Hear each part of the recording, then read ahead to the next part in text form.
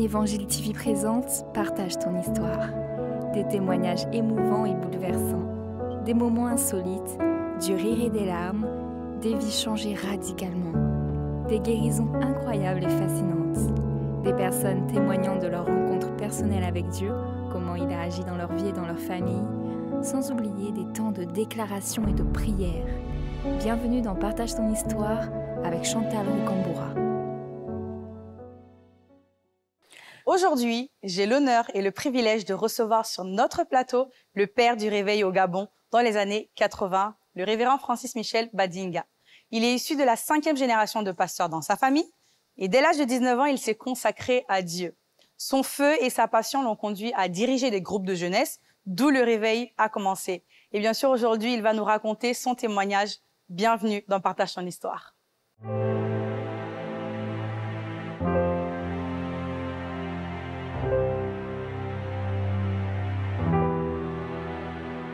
Bonjour révérend. Bonjour. Et bienvenue dans Partage ton histoire. Merci. Alors, je suis très honorée et ravie de te recevoir sur ce plateau. Donc, rapidement, tu es issu de la 5e lignée d'une génération de ministres de culte, d'hommes de Dieu, de pasteurs, et tu perpétues la tradition et le prestige familial. Tu exerces également ton leadership sur des centaines d'églises et d'œuvres chrétiennes au Gabon, en France et en Afrique et même dans la francophonie. Tu es considéré comme le père du réveil spirituel qui a touché le Gabon dans les années 80 et tu fais partie des personnalités majeures dans la grande famille pentecôtiste charismatique et de réveil du Gabon.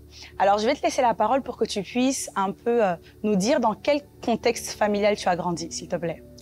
Écoutez, je dirais tout d'abord merci pour l'occasion qui m'est donnée de faire ce témoignage et d'apprécier encore une fois votre travail sur le plan, on va dire, de la communication et de la télévision évangile. C'est bon que ce genre de témoignage aussi puisse passer dans les médias. Amen. Alors moi, je pense que j'ai été quand même une personne privilégiée parce que je suis né de parents chrétiens.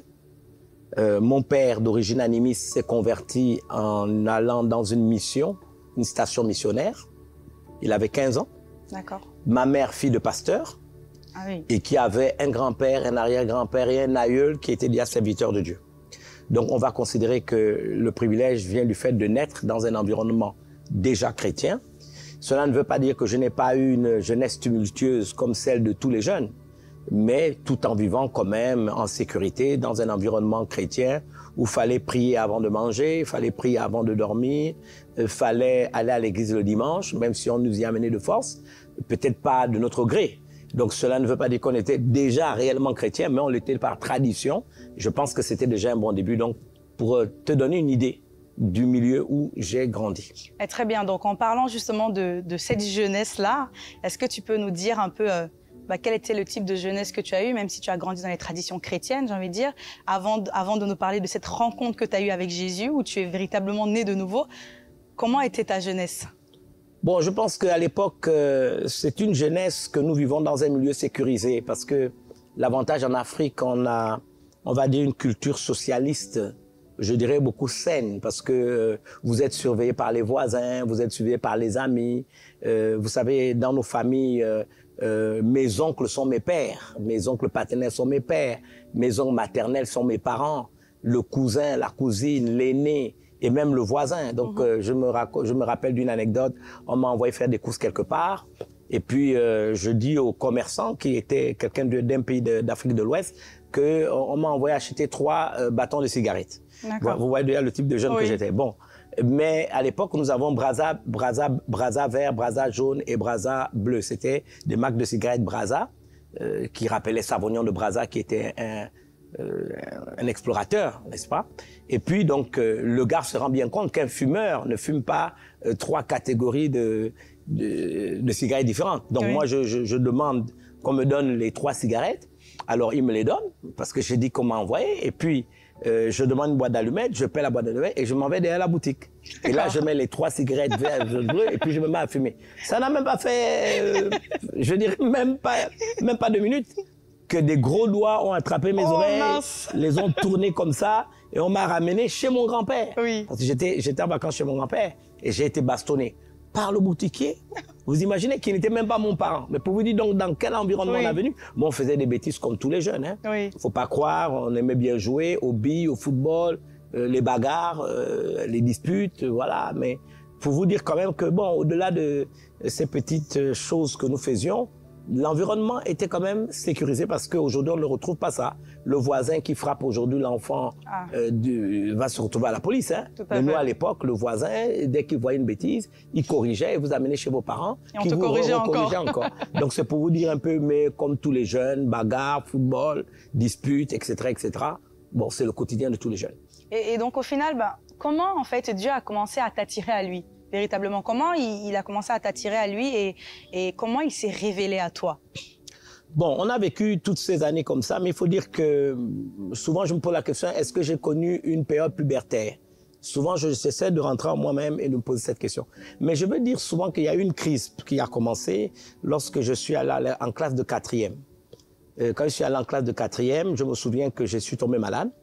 J'avais en réalité la rate, mais les médecins n'ont pas découvert que j'avais de la rate. Donc, le premier trimestre, j'avais bien travaillé, j'avais eu la moyenne, mais je souffrais beaucoup. Le deuxième trimestre, je n'ai vraiment pas appris, jusqu'à ce qu'on découvre que dans mon côlon, à la fin du deuxième trimestre, on m'a mis dans un centre hospitalier. En fait, j'avais mangé du mouton et puis il y avait un petit os de mouton, voilà, qui avait bougé l'orifice de mon côlon. Ah oui. Voilà, et c'est ce qui m'avait rendu malade. Donc, il y avait une infection dans le côlon, il y avait une constipation.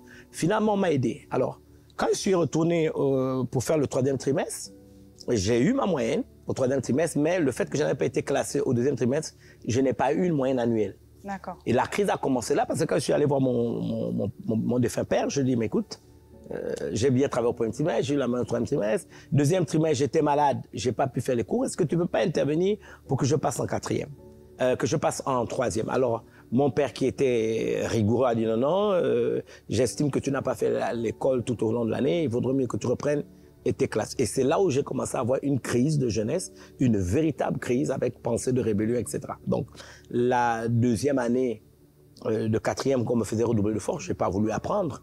Mon père n'a pas attendu que les choses s'aggravent. Il m'a fait exiler dans une ville de l'intérieur du pays.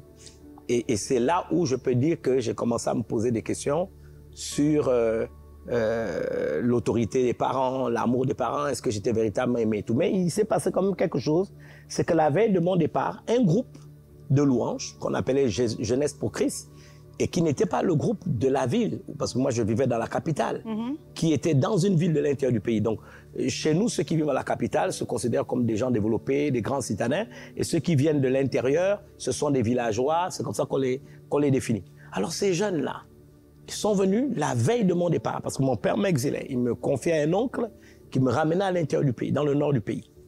Et je me souviens que ces gens-là, ces jeunes-là, pour la première fois, moi qui me pensais chrétien, à la limite quelqu'un qui est né entre les pages d'une Bible, je me retrouve avec des jeunes qui chantent des cantiques et qui témoignent de Jésus. C'est-à-dire que moi, je suis chrétien. Alors des gens que peut-être je méprisais quelque part, c'est des villageois, qu'est-ce qu'ils vont m'apprendre? Alors qu'ils se mettent à chanter. Il y a un chant qui m'a émerveillé, qui m'a profondément interpellé. C'était ce chant. Il était un homme qui s'appelait Nicodème. Il aimait Jésus, mais ne le connaissait pas. Et dans ce chant, il y avait une question. Et toi, mon ami, as-tu accepté Jésus? Tu seras sauvé, tu seras né de nouveau. Alors c'est comme si quelqu'un me parlait. Et puis je me suis mis en cause. Ça a été profondément un chamboulement dans mon cœur. Je dis, mais... Et puis j'étais au plus profondément de moi révolté. De l'autre côté, humilié parce que j'avais vu des jeunes de mon âge venant de la brousse, des villageois, qui parlaient aisément de Jésus. Je me suis dit, mais toi qui es né, tu n'es même pas capable de témoigner de Jésus. Alors, cela m'a mis un gros point d'interrogation. Et puis, on va dire aussi cette souffrance émotionnelle d'être envoyé en exil, quelque part à l'intérieur du pays. Qu'est-ce qui allait se passer? Et je peux dire que tout a commencé là. C'était le déclic. C'était le déclic, voilà. Et quand je suis parti, il y avait d'un côté le désir de servir Dieu, de faire comme eux, de l'autre côté de me révolter contre une décision que j'estimais injuste. Hein? Et c'est quand je suis donc allé dans le nord du pays, je me rappelle, dès que je suis arrivé, j'ai commencé à dire, bon, je vais vivre ma vie, je suis libre, personne ne peut me contrôler. Je me souviens très bien que j'ai commencé à aller dans les boîtes de nuit. Et j'ai dansé, et je n'étais pas heureux. J'étais pas heureux. C'est-à-dire, plus je le faisais, plus je m'attristais. Après, j'ai dit, bon, c'est pas bon pour moi. Après, j'ai commencé à fumer. Donc, j'ai décidé, il faut fumer. Je me rappelle, la marque que j'avais choisie, c'était la Mustang. Mais plus je fumais, j'étais peureux. Je me trouvais ridicule. Et je me souviens avoir trouvé finalement la meilleure activité qui me permet d'apaiser peut-être, on va dire, ce conflit en moi, c'était d'aller au cinéma. Alors, après mes cours, j'allais dans toutes les heures. Je commençais 16h, 17h, 18h, 19h, jusqu'au dernier film. Ah oui. Jusqu'au soir où je suis tombé sur un film, le titre c'était La Révolte des morts vivants. Un film d'horreur, hein. Et j'habitais dans un endroit où, quand il fallait rentrer la nuit, il fallait traverser un cimetière. Oh. Donc c'est là où Dieu m'a rattrapé. J'ai dû faire un deal avec Dieu, je me rappelle très bien, parce que je n'arrivais pas à traverser la rue, parce que le cimetière était là, les lumières, les lampadaires, n'est-ce pas, envoyaient des lumières qui gisaient sur les carreaux des tombes et qui renvoyaient des faisceaux lumineux. Donc je me disais, c'est fini, les morts vivants vont sortir. Et je me suis rappelé d'un chant que mon grand-père avait composé. Nous sommes soldats, combattons pour Christ. Au nom de Jésus, nous conquérons. Je l'ai chanté, j'ai dit à Dieu, si j'arrive dans ma chambre, que rien ne m'arrive. J'ai dit, plus de cinéma, plus rien. Et Seigneur, je te donnerai ma vie totalement. Amen. Et c'est ce qui s'est passé. Figurez-vous que ce soir-là, quand je suis arrivé dans la chambre, j'ai dit, ouf, mais j'ai entendu la petite voix, mais elle a dit, qu'est-ce que tu m'as promis? Ah, la promesse. Et j'ai pleuré devant le Seigneur. Ce soir-là, j'ai lu ma Bible, Évangile de Matthieu, Marc, Luc, Actes des Apôtres, Romains, jusqu'au livre de Galates, en une nuit. Et j'avais l'impression qu'en lisant la Bible, c'est comme si j'étais un vase où les mauvaises choses étaient en train de sortir. Le lendemain, le week-end qui a suivi, j'ai commencé à faire un petit groupe de prière dans la maison où j'habitais. Je suis parti chercher les enfants de l'inspecteur de la poste, qui étaient des témoins de Jéhovah. Oui. Ils n'étaient même pas des chrétiens. Et c'est moi qui étais devenu leur moniteur. Et donc, avec tout ce que j'avais appris dans ma jeunesse, etc., voilà comment je pense que tout a réellement basculé. Voilà, jusqu'à ce jour.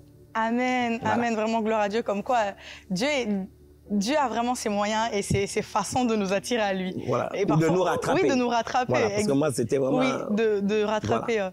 Et finalement, donc ça, c'était à quel âge exactement que tu as décidé de te consacrer de pleinement il faut que je servir? réfléchisse. Si nous sommes dans les années, je veux dire 80, 79, 80, hein. Donc je suis né en 63. En 83, j'ai quel âge? 20 hein? 20 ans? Voilà, à peu près. D'accord. Voilà, 19 ans. 19 ans. 19 ans à peu voilà. près. Et on sait donc également, justement, donc tu as fait cette rencontre, en fait, vraiment, où tu as décidé de te consacrer à Dieu à l'âge de 19 ans. Mais aujourd'hui, nous savons que tu as été vraiment j'ai envie de dire, l'acteur principal, en fait, du réveil dans les années 80. Donc, à peu près une année après, au Gabon. J'aimerais qu'on puisse parler un peu de cela. Mais d'abord, la première question que j'ai à te poser, c'est qu'est-ce que le réveil? Qu'est-ce qu'un réveil? Alors, il y a beaucoup de définitions qu'on peut donner du réveil. Ça dépend. Si on donne la définition du réveil par rapport à une vie individuelle, le réveil, c'est un mouvement de l'esprit qui se passe dans la vie de quelqu'un où, par le Saint-Esprit, on ressent un besoin absolu de salut. C'est comme si on est endormi, on est enténébré, on est dans une forme d'inconscience et le réveil vient, met en nous une conviction d'un besoin absolu de salut. Et par l'action du Saint-Esprit, il y a comme une prise de conscience qu'on a besoin d'être sauvé. Et à partir de ce moment, on s'ouvre, n'est-ce pas, au message de l'Évangile, au fait d'accepter Jésus, mais également d'être baptisé du Saint-Esprit et de vivre les charismes. Cela nous fait penser à 2 Corinthiens 5, 17. Hein. Si quelqu'un est en Christ, il est une nouvelle création. Yes. Les choses anciennes sont passées et toutes choses sont devenues nouvelles. Ça, c'est quand le réveil, qui est ce besoin absolu du salut. D'ailleurs, si vous lisez des livres de, je crois, Charles Finney, qui était un grand revivaliste, c'est la définition qu'il donne du réveil. Mais il y a une définition du réveil qui est liée, n'est-ce pas, à la collectivité, à la communauté et surtout à l'Église. Donc le réveil se définit à partir de ce moment comme étant la prise de conscience du message qu'on a donné à ceux et celles de notre génération, parce que nous avons aussi la responsabilité d'œuvrer au salut de nos nations, fait de toutes les nations des disciples, et au salut de toutes les âmes qui vivent au milieu de notre génération. Amen. Et donc, du coup, finalement, comment s'est manifesté ce réveil? Ou du moins, qu'est-ce qui s'est passé avant la manifestation de ce réveil? Parce qu'il a bien dû avoir quelque chose, en fait. Les prémices, qu'est-ce qui s'est passé? Oui, mais il faut d'abord préciser que, bon, c'est vrai que je suis présenté comme le père du réveil, mais parce que très jeune, j'ai eu des responsabilités et je me suis retrouvé de manière accidentelle, on va dire un peu le berger. Je me rappelle des termes, on m'appelle au débat le boss, le berger. Oui. Bon, vous savez, Jésus a appelé 12 disciples, mais après il a tous ont été appelés à la même heure, le même jour, mais après, il a appointé quelqu'un. Donc, mais il faut faire ressortir qu'au-delà de m'être retrouvé dans cette position de leader majeur avec les autres, c'est d'abord une génération de jeunes qui avaient soif de Dieu. Amen. Parce que ceux qui ont été ce qu'on appelle les acteurs, ce qu'on appelle les instruments ou les témoins oculaires de ce réveil, c'était des jeunes. C'était des jeunes. Et le dénominateur commun de tous les jeunes que nous étions, c'est la faim et la soif de Dieu. Alléluia. Ça, il faut dire qu'on avait une faim. Alors, il faut quand même préciser qu'on était dans une église évangélique traditionnelle, de tendance luthérienne. Bon, où la vie chrétienne se menait du fait, comme je l'ai dit tantôt en ce qui me concerne, que nos parents y étaient. Mon grand-père était pasteur, pratiquement celui qui spirituellement est mon premier maître, mon mentor, celui qui m'a formé. Mais lui qui était de tendance calviniste, très calviniste. Et j'ai plein d'histoires à raconter par rapport à cet homme. Mais il faut dire que ces jeunes-là, nous étions dans une église évangélique, nous prêchons l'évangile, nous aimions le Seigneur, mais nous avons été mis en contact avec des gens qui étaient totalement différents de ceux qui étaient avec nous. Nous avons eu l'occasion d'être en contact avec le défunt évangéliste Jean-Louis Jaillet, qui est mon père. Mon père, pour moi, comme pour mon époux, la révérence classique, et pour la plupart des jeunes, c'est notre père, réellement. Et quand il est venu faire des croisades d'évangélisation, nous avons entendu un message de l'évangile que nous n'entendions pas. Vous savez, dans les églises traditionnelles, on va pas les accuser, mais ils ont leur liturgie. Ça commence par la liturgie, ça commence par prière d'illumination, ça commence par les habitudes, voilà, la religiosité. Vous êtes bercé par la mêmeté, etc. Bon, mais vous tombez sur un Jean-Louis Jaillet qui vous prêche l'évangile, qui vous dit des mots, qui vous parle. Et on était fascinés. Et nous, on disait, on veut ça. C'est ça. Et nous nous souviendrons toujours que lorsqu'il est parti, il avait donné des paroles de connaissance. Il avait dit, voilà, vous prenez une lampe, vous la maintenez allumée et maintenez, n'est-ce pas, le feu de Dieu par la prière. Bon, nos anciens, nos pasteurs ne l'avaient pas compris. Nous, on s'est approprié ça. Et on a commencé à prendre une lampe. Dans le lieu où on se réunissait et on l'a mis. Deuxième chose qui était très importante, un jour alors que nous faisions le ménage, parce que dans cette église, nous avions, on avait une association qu'on appelait l'Union chrétienne de jeunes gens, Young Men Christian Association. Nous avions des tâches dans l'église, et particulièrement nettoyer le temple. Alors un jour, quand nous nettoyons la sacristie, nous découvrons qu'il y a des paquets de brochures de différentes couleurs. Mais nous savions que ces brochures existaient. Nous pensions que c'était du papier. Et il y a des dames qui vendaient des beignets à huile, qui utilisaient ces brochures pour les emballer. Alors le jour où nous faisons le nettoyage de la sacristie, que ces brochures tombent, au moment où on les arrange, on se rend compte que ce sont des histoires de la Bible. Wow. Alors, on a posé un acte, on les a volés. Il faut le dire tel que. On a volé ces brochures et on est parti les lire. Mais ce qui nous a fascinés, c'est qu'on a découvert que ce qui était écrit, et vous savez qui écrivait ces brochures? Taylor Osborne. Wow. Donc Taylor Osborne était en partenariat avec Jean-Louis Jaillet, les envoyait pour le monde francophone à Jean-Louis Jaillet, lui qui les envoyait dans les pays francophones. Et ce qui était choquant, c'est que nous avons vu des références bibliques. Alors nous prenions la Bible, nous regardions la brochure et nous observons que le message écrit sur la brochure avec des textes bibliques correspondant au texte. Alors on a pris toutes les brochures, nous sommes partis les lire et un jour nous sommes allés voir notre pasteur en disant mais pourquoi les messages que vous prêchez ne correspondaient pas à ça et comment on peut prendre la parole de Dieu pour emballer des beignets à huile? Et nous avons très voulu, bonne question. nous tous, nous avons voulu être des Jean-Louis Jaillet. Et donc je me souviens quand Jean-Louis Jaillet est venu, j'étais son homme de main, je fais de la sécurité, je fais de l'accueil. Je n'oublierai jamais le jour où, au moment de partir, il avait amené des cassettes de ses enseignements. À l'époque, vous savez, les cassettes, c'était des bandes, cassettes audio. Je me rappelle, il avait peut-être 300 ou 400 qu'il m'avait laissé. Et pour la première fois de ma vie, j'ai entendu un homme me dire, ça, je te le donne pour ton ministère. Je savais même pas c'était quoi le ministère. Et nous, qu'est-ce qu'on a fait avec les jeunes scolastiques et les autres? Nous nous sommes réunis et tous les jours, nous écoutions une cassette. Et les samedis, quand nous faisions nos réunions, nous faisions du Jean-Louis Jaillet. C'est-à-dire que nous reprenons le message qu'on avait écouté, celui qui était plus, on va dire quoi, impacté par tel message, le reprenait. Il le prêchait. Et il y avait les mêmes résultats. Amen. On priait pour des gens, les gens étaient malades, ils étaient guéris et tout. Je me rappelle que certains qui s'appelle Anissé, il avait l'art de pouvoir prêcher jusqu'aux intonations de la voix de l'évangéliste. Ah oui, on était émerveillés. Les filles comme les garçons. Et c'est comme ça qu'un réveil a commencé. Mais il faut dire que le dénominateur commun, c'était une soif. Amen. Soif de la parole de Dieu, soif de la présence de Dieu. il y avait dans nos rencontres beaucoup d'adoration, beaucoup de temps de contemplation. Moi, je me souviens que quand les gens venaient, on avait, vous voyez les gens les mains en l'air, les yeux totalement, ils étaient emportés. Ouais. C'était véritablement ça, cette faim et cette soif de Dieu, je pense, qui a été à l'origine du réveil. Et des jeunes de notre génération venaient, étaient étonnés. Nos parents, après, nous ont suivis. Après, il y a eu des campagnes d'évaluation jusque dans les établissements scolaires. Ah oui. Et les premières personnes qui ont donné leur vie, c'était des professeurs. Amen. Des professeurs. Vous avez des gens qui étaient à des kilomètres du lieu où ils apprenaient et qui quittaient leur lieu de cours après les cours pour aller dans un établissement de l'autre côté de la ville. Moi, je me rappelle Scholastique apprenait dans le sud et elle quittait pour aller dans le nord de la ville vers l'aéroport pour s'assurer que après 13h, 14h, elle doit être là pour participer à la croisade de l'orientation et gagner des gens. Nos parents nous ont suivis, nos professeurs nous ont suivis et surtout la vie des jeunes était transformée. Des gens qui aimaient l'alcool, ne fumaient plus, ne buvaient plus, ne fumaient plus, ceux qui menaient une vie de débauche ne le faisaient plus. Et beaucoup de gens ont été fascinés parce qu'ils nous disent, même aujourd'hui ils sont devenus adultes, ils disent ce qui nous a fascinés chez vous, quand nous sommes venus à Jésus, c'est qu'on vous espionnait. Et on remarquait que ce que vous prêchez, c'est ce que vous vivez. Amen. Et c'est ce qui a fasciné beaucoup d'entre eux. Et donc au final, est-ce que comment ça a impacté en fait même les cultes que vous aviez? Parce que tu me disais justement que c'était un peu la religiosité. Est-ce que ça, je pense que ça profondément, parce que on n'était plus, on va dire, dans la liturgie des protestantes évangéliques. On était la nôtre. Bon, on pouvait pas s'imposer dans l'église. Oui. Mais vous savez, pour une anecdote, nous avions dans l'année le culte des jeunes. Ah, oui. Au sein de cette église. Bon, mais nous, on était déjà dans le réveil.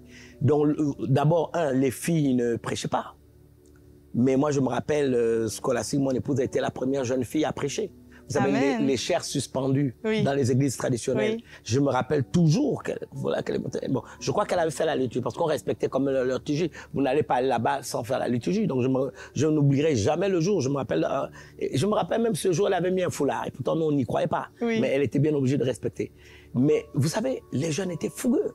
Je me rappelle que le jeune qui avait prêché, ce jour-là, elle avait fait la liturgie. Le jeune qui avait prêché, vous savez le texte qu'il avait pris? Le texte biblique qu'il avait pris disait: race de vipères, qui vous a appris à craindre la colère à venir. Et puis quand il a prêché comme ça, il a tendu son doigt du côté où étaient les anciens et les pasteurs. Les leaders de l'église. Il a dit: race de vipères, qui vous enseigne. Vous voyez dans le feu de l'action. Oui. Bon, on a respecté la liturgie, mais le contenu du message. Wow. Et c'était un scandale. Les anciens se tournaient et disaient: mais c'est quoi là? Votre race de vipères qui vous a appris, répentez-vous parce que de cette génération de ces pierres, Dieu peut aussi faire. Et il prêchait comme ça, pointant du doigt et tout ça. Il y avait le feu et tout. Donc la plèbe, c'est-à-dire la masse des fidèles, était contente. Vous savez, en général, les gens, ils veulent du nouveau. Mais les anciens.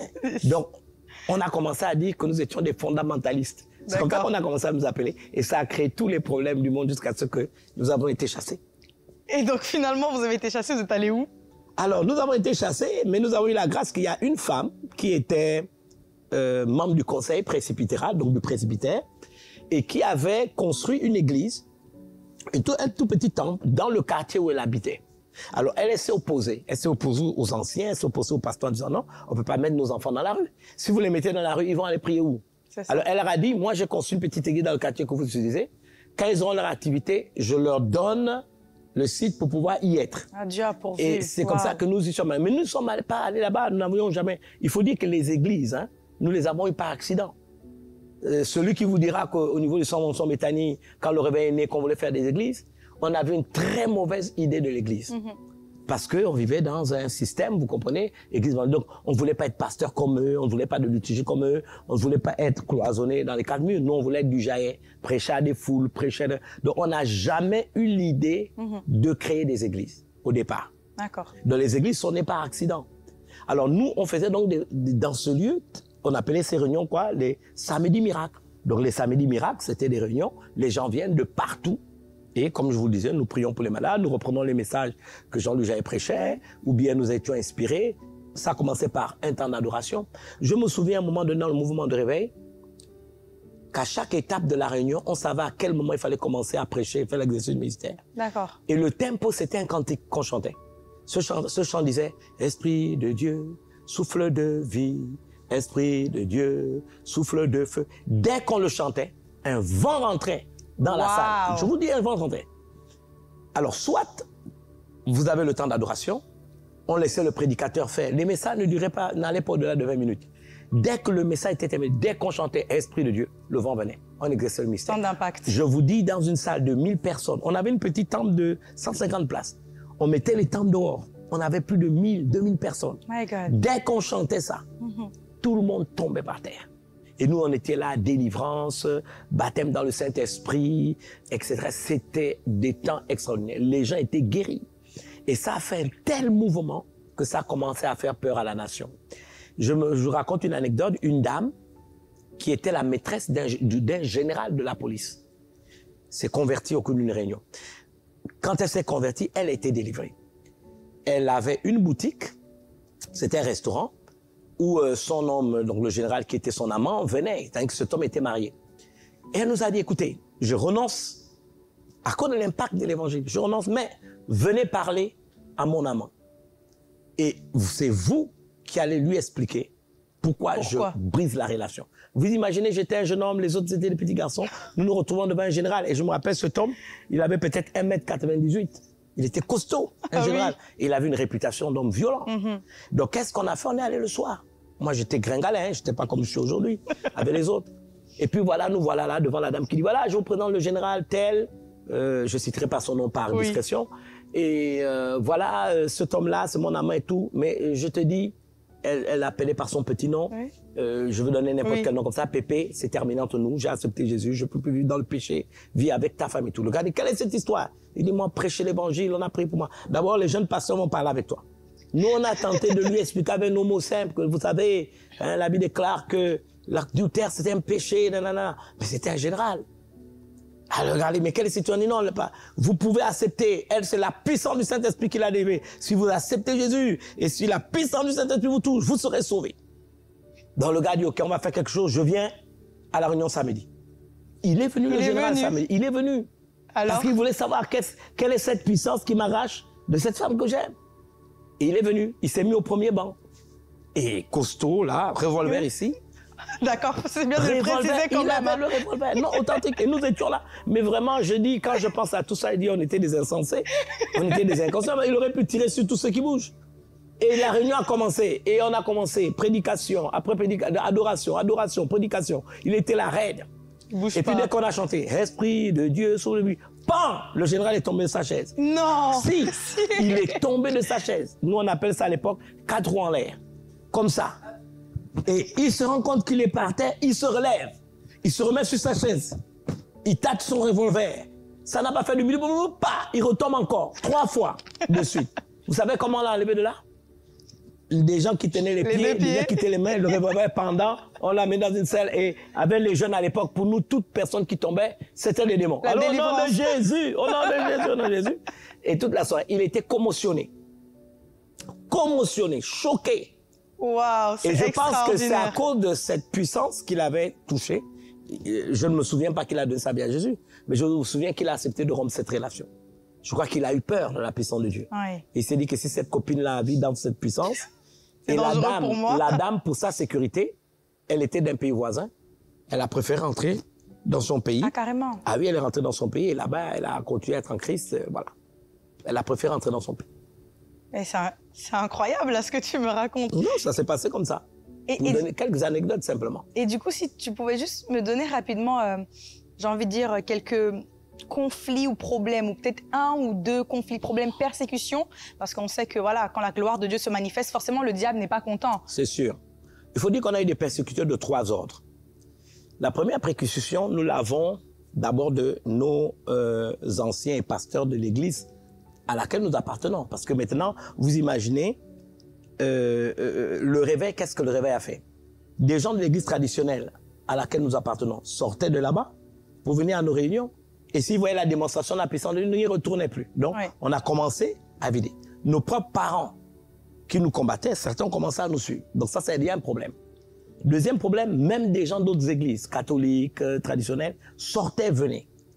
La majorité, c'est des jeunes et des femmes. Alors, la plupart des femmes sont mariés à des personnalités. Vous imaginez la femme d'un ministre, la femme d'un directeur de société, la femme d'un officier. Bon, tu étais où à la réunion de prière? Et donc, à chaque fois, c'était, tu étais où, Béthanie? Béthanie. Donc, Béthanie, ce n'était même plus la dénomination d'une église. D'abord, nous ne l'avions même pas créée parce que l'endroit où on nous appelait s'appelait Béthanie. D'accord. C'est pas nous qui l'avons donné. Ah, c'est la maman qui s'appelait Marthe. Elle avait une sœur qui s'appelait Marie. Et donc, elle avait décidé d'appeler, en fait, comment on appelle ça, parcelle, s'appelait Béthanie. Ce n'est pas nous qui avons donné le nom. D'accord. Et donc, Béthanie était devenue donc une nouvelle religion au Gabon. Et on nous appelait les Béthanistes. Les Béthanies, la Béthanie, les Béthanies. Et ça a fait un conflit. Bon. Le deuxième conflit, c'est que nos anciens, certains avaient des positions d'autorité dans le pays. D'accord. Je me rappelle qu'à l'époque, le directeur général de l'administration du territoire, qui était la deuxième personnalité du ministère de l'Intérieur, donc qui s'occupe de la sécurité intérieure, était ancien de l'église où nous étions sortis. Donc vous comprenez qu'il a simplement utilisé sa posture, sa position pour nous persécuter. Donc on a commencé à raconter des histoires sur nous, qu'on est une secte, qu'on est dangereux et tout, parce que eux, en nous chassant, ils n'ont jamais eu à l'esprit que c'était un mouvement de l'esprit et que Dieu allait aller faire des choses. Donc on a eu maintenant cette problématique avec l'État. Parce que vous aviez des gens qui utilisaient leur position pour nous persécuter. C'est comme ça qu'on a eu le fameux décret d'avril 1989 qui interdisait nos activités, mais que nous avons pourtant continué. Donc les activités de Béthanie. Ah oui, on a eu un décret qui a dit vous arrêtez tout.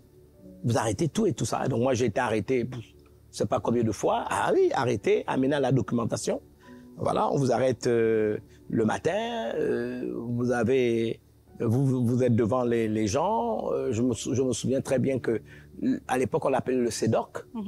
Et je ne sais pas comment vous expliquer. Ça avait à l'époque, parce que nous étions dans le parti unique, il n'y avait pas la démocratie comme aujourd'hui. Et encore démocratie en guillemets. Mais quand je parle de CEDOC, ça ressemblait à quoi aujourd'hui? À un service de renseignement russe, hein, comme à l'époque communiste. Hein. Donc quand vous rentrez, vous n'êtes pas sûr que vous ressortez de là vivant. Et je vous promets, je me rappelle très bien, le jour qu'on m'a arrêté, je suis allé avec un frère, scolastique, mon épouse était enceinte de pratiquement elle était à terme. En 89, parce que c'est avril, elle va accoucher en mai. Et je me rappelle que quand on m'a arrêté, je suis allé avec un frère, et puis le frère, on lui a dit de rester dehors, moi, on m'a fait rentrer dans la salle. Et j'étais dans une salle où on m'a fait asseoir. On m'a demandé non. J'ai donné mon nom, Badinga, prénom Francis Michel, né le 20 janvier 1963, lieu de naissance, Paris, dans les Yvelines. On m'a dit, vous êtes un étranger. Et puis ensuite, on m'a dit, activité politique, néant. Ah bon? Vous êtes un opposant. Activité, oui. Activité militaire, néant. Mais j'étais scout. Paf, taisez-vous. Paf, taisez-vous, oui, comme ça. Et puis, après, on me soulève, on me fait asseoir, on me menace et tout. Après, on m'amène chez le directeur de la documentation. Alors, la distance entre le lieu où il était assis et je pense que cette distance, elle est trop petite. Vous la multipliez par 2, cette distance. Donc, on vous amène, il est au fond, vous traversez toute une allée, il est au fond là-bas, et vous vous asseyez en face de lui. Et ce monsieur costaud, grand, il avait des cils qui allaient comme ça. Vous vous asseyez devant lui et il ne vous regarde même pas, lui, il est comme ça. Et vous êtes là devant, et il avait une table, et sur sa table, il y avait un cercueil qui était en meuble, un cercueil à peu près cette largeur, vraiment cette hauteur, et sur la surface du cercueil, il y avait une lame rasoir qui avait la même surface au-dessus. Alors moi, j'étais fasciné par cette lame. Je me dis, mais est-ce que, parce que vous avez, on a toutes les idées de, c'est un endroit où on torture les gens, là. Est-ce que c'est avec cette lame-là qu'ils vont me trucider, et vous êtes là, vous pensez, etc. Mais j'étais en même temps fasciné, étonné. Est-ce que j'avais peur? Bon, pas trop. Mais, on va dire un peu comme les apôtres, heureux d'être persécutés pour le nom du Seigneur. Mais tu avais la conscience de la présence de Dieu là où tu étais quand même? Oui, une véritable conscience, parce que le cerveau tourne beaucoup. Vous êtes en train de penser, si on me dit ça, voilà. Et je me souviens, quand il a redressé les yeux, il m'a posé la question, jeune homme, j'ai dit, vieux, depuis que vous êtes là, vous n'avez pas peur? Vous ne savez pas que les gens qui viennent ici font pipi et caca dans leurs pantalons? J'ai dit non, je n'ai pas peur. Pourquoi il devrait avoir peur? Il dit, vous n'avez pas peur? Vous êtes sûr? Et ce lieu, ça vous fait penser à quoi?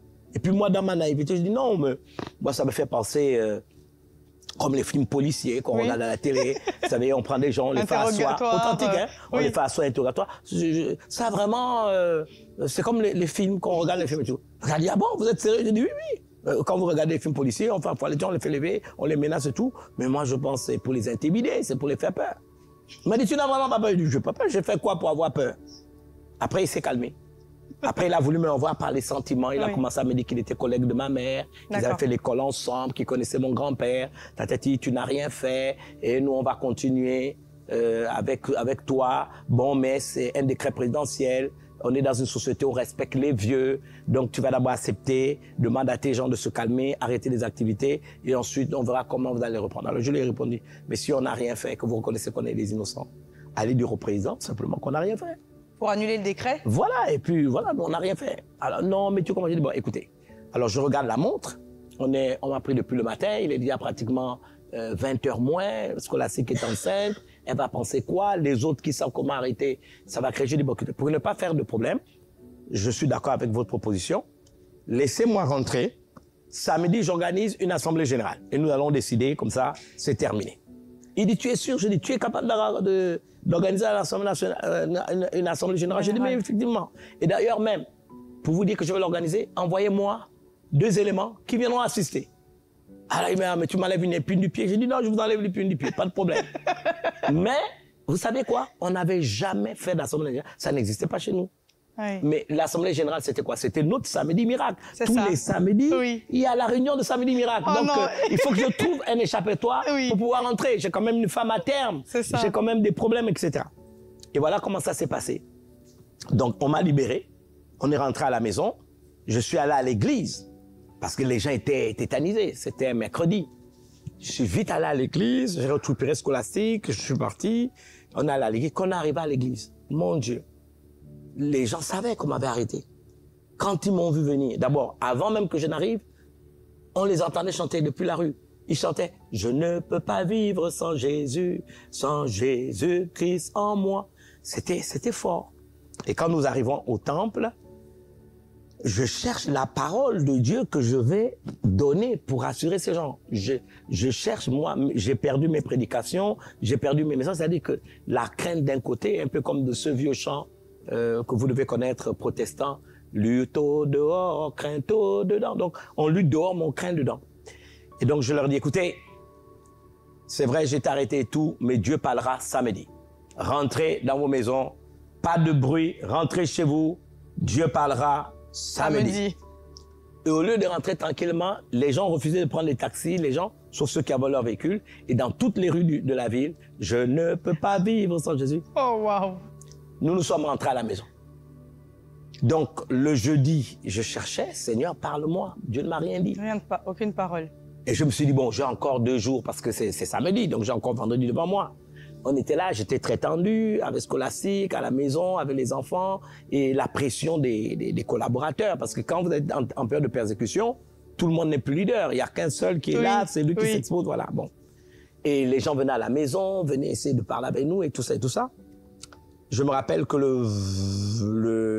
le vendredi, elle et moi, en fait, c'est elle qui m'avait proposé d'aller visiter les frères dans les cellules. Elle me voyait tendue. Une femme sait quand son homme est tendu. Hein. Elle m'a dit non, allons visiter les frères. Et quand nous sommes arrivés dans une des cellules, d'abord, il faut dire que l'après-midi, j'ai reçu une lettre. Ça, je n'oublierai jamais. La lettre était écrite par un enfant du cours élémentaire 2e année. Alors, moi qui n'avais pas de message, Dieu ne me parlait, j'avais l'impression que Dieu ne me parlait pas. Vous savez ce que cette lettre disait? Un petit enfant du C2. Je ne sais même pas s'il avait 7 ans ou 8 ans. Et il écrit, nous ne sommes pas de ceux qui se retirent pour se perdre, mais de ceux qui gardent la foi, quelque chose comme ça. Qui persévèrent, oui. Voilà, je crois que c'est Hébreux 10. Oui. Quand je vois cette petite écriture manuelle d'un enfant, et puis il s'appelait Steve Azombo, je n'oublierai jamais. Nous ne sommes pas de ceux qui se retirent. Pasteur, avec son écriture. Dieu m'a dit de vous dire, nous ne sommes pas de ceux qui se retirent pour se perdre, mais de ceux qui gardent la foi pour sauver leur âme. J'ai éclaté en sanglots.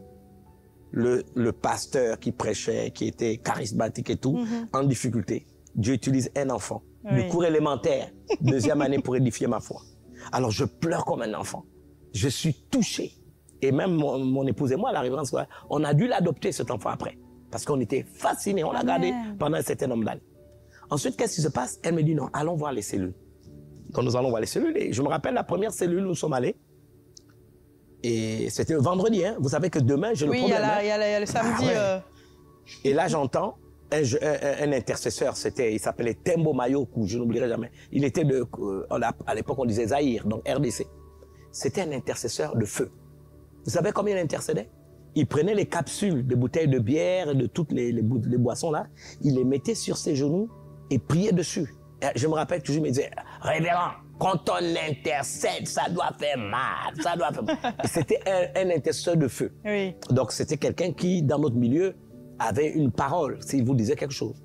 Et je me souviens quand on arrive, je suis en train de les écouter avec Scholastique, et puis il me dit, papa, la Bible dit, rendez à César ce qui est à César, et à Dieu ce qui est à Dieu. Et pendant qu'il me le dit, je suis énervé. Et au-dedans de moi, je dis, oui, si tu savais ce que moi j'ai comme problème, c'est trop facile de me lire ça. Mais je ne pouvais pas le lui dire de manière audible. Oui. Il essaie de m'encourager. Oui. Mais au-dedans de moi, j'étais en colère. Et j'étais en train de dire, oui, c'est facile de parler. C'est moi qui me trouve en face de ces gens-là. Et c'est trop. Et pendant que je suis irrité, le Saint-Esprit me dit, ouvre ta Bible. Seigneur, ouvre ta Bible. Dans Romains 13. Alors, je dis à Dieu, non, ça se passe comme ça. Il dit, je ne lis pas ça.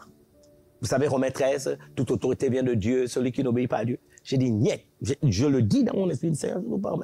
Une deuxième fois, ouvre ta Bible. Je n'ouvre pas. La troisième fois, c'était vraiment le Saint-Esprit comme en colère. Oui. C'est comme au-dedans de moi, comme un tremblement de terre. Ouvre ta Bible. Je l'ouvre dans Romains 13. Je pointe mon index. Oui. Et je dis à Dieu, regarde. Regarde. Je lui montre, hein. Voilà. Toute autorité vient de Dieu. Celui qui résiste à l'autorité résiste à l'ordre établi par Dieu et aura un jugement contre lui-même. J'ai dit, Seigneur, c'est juste. J'entends dans mon esprit. Continue. Veux-tu ne pas craindre l'autorité? Fais le bien et tu auras son approbation, car l'autorité est serviteur de Dieu pour juger ceux qui font le mal. Ce n'est pas en vain qu'ils portent l'épée pour juger ceux qui font le mal. Dès que j'ai lu cette partie, paf, mon esprit s'est ouvert. Le Seigneur me dit, écoute, fais le bien et tu auras leur approbation. Et c'est là qu'il me dit, l'épée qu'il porte, c'est pour juger ceux qui font le mal. Le mal, oui. Et s'il utilise l'épée que je lui ai donnée pour juger ceux qui font le mal, pour frapper ceux qui font le bien, je leur retire l'autorité. Au moment où le Saint-Esprit me le dit, il m'ouvre l'esprit, il me ramène dans un texte de Actes des Apôtres, où lorsque, vous savez, le miracle de Acte 3 a été fait par Pierre et Jean au jour de la prière, ce paralytique, je n'ai ni argent ni or, mais ce que j'ai, je te le donne. Jésus, lève-toi, oui. Ils ont été fouettés, frappés. Oui. Mais quand ils ont été convoqués, le Saint-Esprit me montre, il dit, qu'est-ce qu'ils ont dit en premier quand ils se sont trouvés face au Sanhédrin? Ils ont dit, puisque nous avons été convoqués pour un bien que nous avons fait à un homme malade. Et le Seigneur m'a dit, quand ils ont dit ça aux pharisiens, Dieu a retiré l'autorité aux pharisiens. C'est la raison pour laquelle Gamaliel s'est retrouvé comme leur allié en disant, si c'est œuvre de Dieu, parce qu'ils ont fait ressortir le bien. Oui. Dès que j'ai vu ça dans mon esprit, je me suis mis à crier.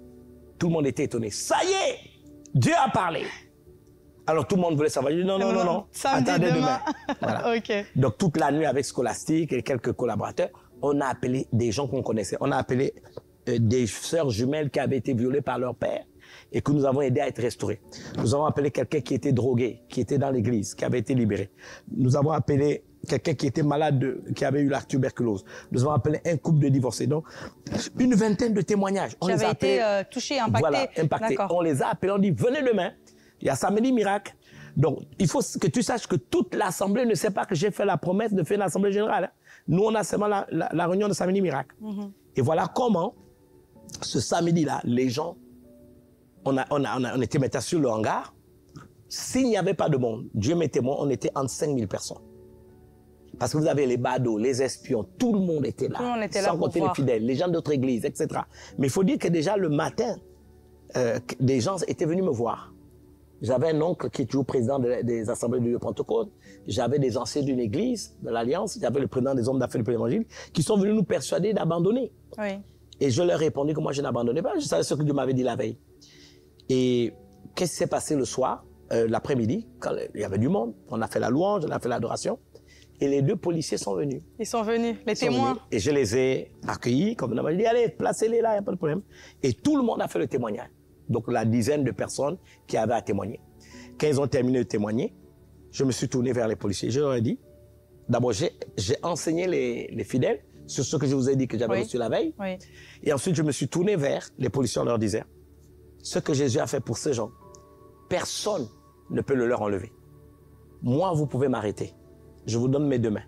Mais eux, ils continuent. J'annonce que nous continuons. Nous n'arrêtons pas. Et devant eux, et j'étendais. Mais ce qui s'est passé, c'est qu'au moment où je l'ai dit, les chantres ont entonné un chant. Et vous savez le chant qu'ils ont entonné? Nous allons dans le camp de l'ennemi pour reprendre ce qu'il nous a pris. Et pendant qu'ils l'ont chanté, les collaborateurs des jeunes, hein, c'était des enfants, on était jeunes, je me souviens des frères, ils, comment je vais dire, mimaient comme s'ils avaient des kalachnikovs. Et vous les entendez parler en langue.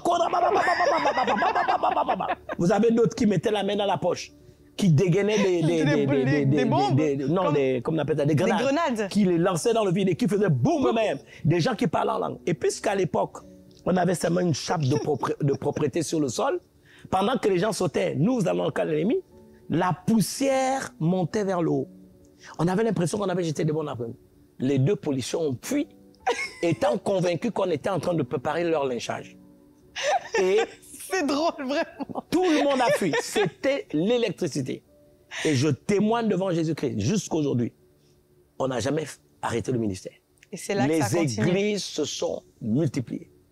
Vous savez ce qu'ils ont fait un jour? Ils ont envoyé l'armée, les bérets rouges, donc les commandos, pour venir nous arrêter en pleine réunion. Moi, j'apprends la nouvelle à 14h et quelques. La réunion commence à 15h. Je fonce à l'église et j'ai dit aux gens, même si on doit nous arrêter, levez les mains, ne résistez pas, adorez Dieu. Ils viendront vous attraper en ayant les mains en l'air. Ils sont arrivés au lieu. 4 Shabbats. Les Shabbats, ce sont des grosses voitures. Vous savez, ils ont des voitures avec des militaires armés. Les gardes descendent pour nous arrêter. Ils ne voient pas le lieu du culte. Non. Ils entendent chanter. Ils entendent. Ils demandent aux voisins, mais l'église est où? Mais ils sont là. Ils ont comme un mur invisible. Ils ne voient rien, ils n'arrivent pas à descendre. Nous finissons la réunion. Waouh. Nous finissons la réunion, nous remontons. Les voisins, les badauds sont là, ils ont vu les militaires. Oui. Ils disent, mais qu'est-ce qui se passe ici? Oui. Et il dit, mais les militaires viennent de repartir. Mais quel militaire? Mais les militaires étaient là, armés, ils ont dit qu'ils ne voyaient pas l'église. Mais vous ne saviez pas? Non. Vous adorez, tout simplement. Nous adorions seulement. J'avais l'information, mais on avait dit aux gens d'adorer. Et Dieu a permis que pendant qu'on adorait, ils n'ont pas pu voir. Ils entendaient de leurs oreilles, mais ils ne voyaient pas le lieu. Ils ont été aveuglés, en fait. Il y a eu plein de choses comme ça. Un jour, une femme a amené un enfant mort pour nous discréditer. Elle a mélangé l'enfant mort avec des petits-enfants qu'on gardait dans une sorte de nurserie. Oh non. Et les gens du quartier sont venus pour nous attaquer. Oh non. Et quand moi j'arrive, ils ont commencé à meuter tout le monde pour dire que nous avons créé un incident, il y a un enfant qui est mort et tout. Et puis moi, j'arrive, j'ai dit, madame, venez de côté. Le Seigneur me dit que cet enfant, c'est vous qui l'avez amené mort. Madame, si vous mentez, vous allez mourir. Elle a dû pleurer sur place, reconnaître qu'elle avait menti, récupérer son enfant. On a vécu tellement de choses. Et Dieu nous a fait grâce. Tout ça pour stopper, en fait. Tout ça pour stopper. Il y a eu des arrestations, il ne faut pas penser. Moi, j'ai été arrêté, ça peut combien de fois. Nous avons eu l'hélicoptère qui est venu tenter de nous enlever à la maison. L'hélicoptère est descendu, les militaires. Nous avons eu des frères qui étaient dans une autre ville qui ont été arrêtés et qui ont fait les examens en prison. Ils étaient dans une ville où se trouvait l'école polytechnique. D'autres, des frères et des sœurs dans des villes de l'intérieur du pays étaient arrêtés. On les déshabillait, les enfermait dans une salle. On leur disait, la Bible dit, accouplez-vous. Et on les fouettait, nus, filles comme garçons. Ah oui, ah oui. Mais ça n'a pas empêché Dieu de travailler. Et il y a eu des miracles. Moi, je ne compte pas le nombre de fois où j'ai été arrêté, interrogatoire, ceci, cela. Mais ça ne nous a jamais intimidés. On a continué à servir le Seigneur. Mais tu étais quand même marié à ce moment-là, justement. Oui, j'étais marié en ce moment. Et je me rappelle qu'on m'a traduit au tribunal pour une affaire de 2 sœurs que je n'oublierai jamais. Une est morte, l'autre vit encore, qui est la femme d'un de nos pasteurs qui exerce déjà ailleurs, qui reste un de nos fils. Et le père de ses filles était très violent, ne voulait pas voir les filles venir prier. Et elles sont venues se réfugier chez nous parce qu'il prenait le fusil pour tirer dessus. Et lui, il est parti au tribunal, dit que je les avais détournés. Oh non. Ah oui, et Scholastique avait le bébé qui venait de naître. Je me souviens très bien qu'elle a refusé que j'aille au tribunal seule. Elle est venue avec le bébé dans la main, pour me soutenir au tribunal. Et quand je suis arrivé au tribunal, pendant le jugement, mon avocat a été acheté. Et séance tenant, mon avocat m'a dit, plaide coupable. Et puis j'arrangerai l'affaire, oui. Et donc, je dis à mon avocat, OK, pas de problème. Et pendant que le président m'a appelé, alors qu'il s'était entendu, le président du tribunal m'a dit, plaidez-vous coupable. J'ai dit, avant de plaider, vous dire ce que je pense. 1, je vire mon avocat. 2, Jésus va être mon avocat. Et ça a été un scandale au tribunal. Ils ont pris le maillet, l'a tapé. Toute l'église était là. Et les gens encore, je ne peux pas vivre au tribunal. Hein. On a fait sortir tous, la scolastique avec le bébé. Tout. Ah non, le bébé avait combien de semaines? Je ne sais plus. Peut-être 2 semaines. Oui. Ah oui, c'était comme ça. On nous a envoyé, on est retourné au tribunal 4 à 5 fois. L'affaire n'a jamais été jugée. Finalement, ils m'ont condamné, je ne sais pas combien d'années de prison avec sursis. Mais sinon, voilà. Mais du coup, tu es parti, tu as fait de la prison? Non.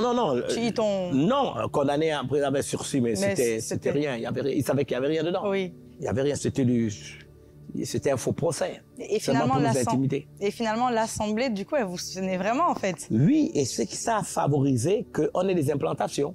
Parce que les jeunes, vous savez comme ils sont, ils voulaient vivre la même puissance. Oui. Ils voulaient être aussi devant.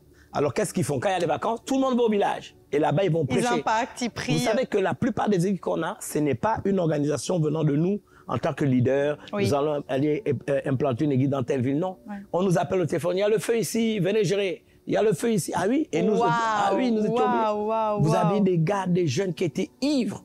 Des jeunes qui prenaient des initiatives du genre, ils louent un bus, ils viennent dans notre maison et disent « Ah papa, vous les voyez, hein? Les yeux rouges, vraiment, les dents blanches de lait, les yeux rouges de vin, et le vin du Saint-Esprit. » Et vous dites « Papa, nous allons dans l'est du pays, Jésus sera... » Je me mets à genoux, je les supplie, vous ne pouvez pas partir, vous êtes jeunes. « Papa, nous partons. » Et ils partent.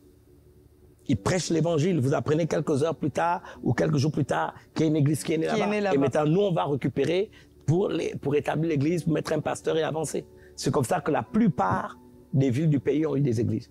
Amen. Et ensuite, nous sommes allés même juste en Guinée équatoriale, au début des années 90. On a dépassé les frontières, en fait. Voilà, on a dépassé les frontières. Voilà, dans les villes frontalières, etc., etc., etc. Amen. Même en France, hein, je disais à votre apôtre que l'une des premières églises africaines ici, nous l'avons mis ici. Ça s'appelle Béthanie France. Béthanie France, ouais. Amen. Et donc, du coup, finalement, est-ce qu'on peut dire que le réveil, il est défini dans un temps que Dieu a choisi ou est-ce qu'on le provoque finalement? J'ai plus l'impression quand même que... Qu'est-ce que tu peux nous dire par rapport à ça? Je pense que Marie, pour répondre à la question, lorsqu'elle a dit à Jésus, ils n'ont plus de vin, Jésus a dit, mon heure n'est pas encore venue. Oui. Et elle a dit, faites tout ce qu'il vous dira. Je pense que notre degré de foi en Christ peut provoquer des choses qui viennent avant l'heure. Amen. Parce qu'elle a dit à Jésus, elle a dit au serviteur, faites tout ce qu'il vous dira. Mais Jésus avait déjà dit, mon heure n'est pas encore venue. Je pense que si on a faim et soif, il dit, heureux ceux qui ont fait soif de la justice, ils seront rassasiés. Je crois que c'est la faim et la soif de Dieu. Alléluia. Le désir de servir qui provoque le réveil. Alléluia. Je pense que c'est ça. Amen. Merci beaucoup, révérend, pour ce témoignage et tout ce que tu nous as dit. Et donc, au final, si aujourd'hui, tu devrais t'adresser à quelqu'un qui te regarde et qui te dit moi, je veux expérimenter justement ce réveil personnel, parce que je pense qu'il s'agit d'abord d'un réveil personnel. Comment je peux faire pour avoir en fait cette soif et cette faim de Dieu? Qu'est-ce que tu pourrais donner comme conseil? Moi, je donnerais comme conseil qu'il faut être honnête, il faut être intègre, il faut savoir ce qu'on veut. On est dans un monde où aujourd'hui, il y a beaucoup de superficialité, les choses ne vont plus en profondeur. Ce qui nous a caractérisés, je dis, c'est cette profondeur. Rechercher Dieu profondément. Regardez, on ne s'est pas satisfait d'écouter ce qu'un prédicateur a dit. On a voulu le vivre nous-mêmes.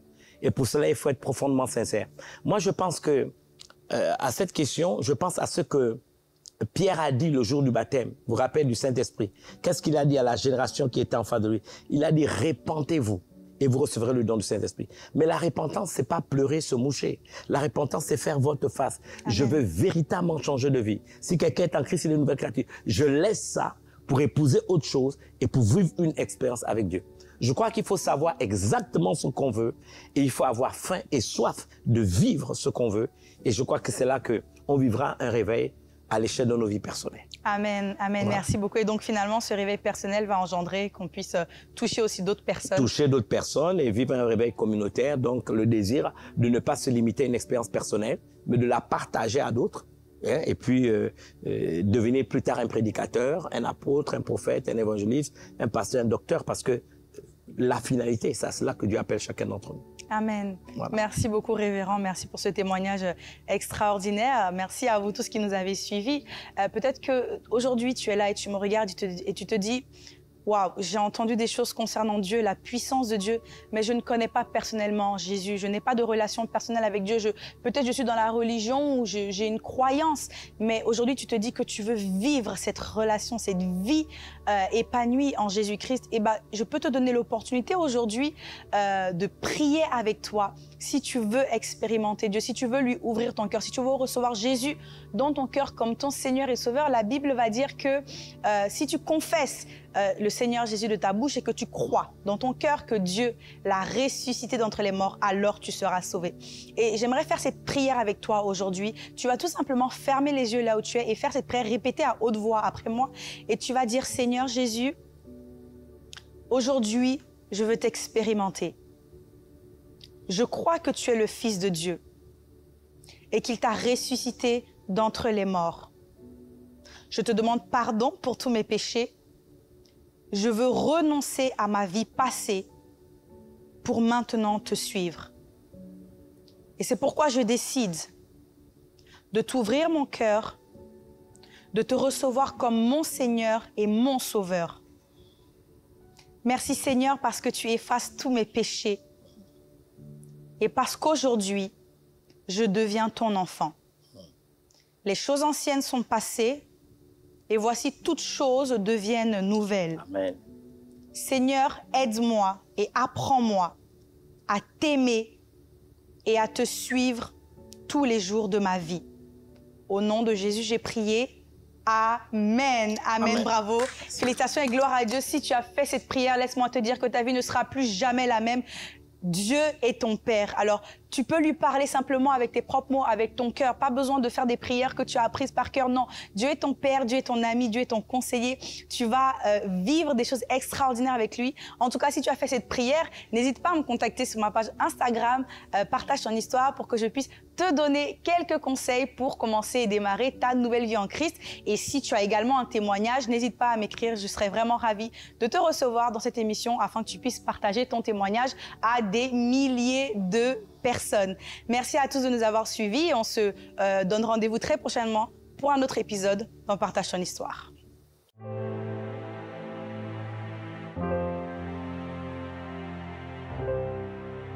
L'histoire du révérend Francis nous montre que même lorsque nous sommes confrontés à l'adversité, les épreuves et les persécutions, notre Père Céleste est toujours là.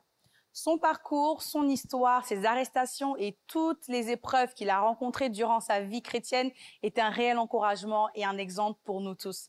Merci d'avoir suivi ce programme. On se donne rendez-vous très bientôt pour une autre émission dans Partage ton histoire.